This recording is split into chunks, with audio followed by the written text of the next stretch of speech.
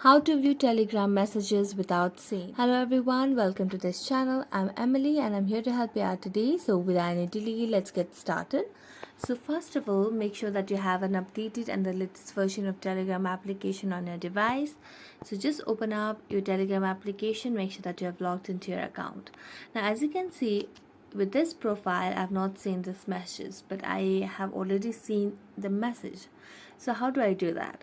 Now for that, what you can do is just tap on the profile and make a long press on your profile.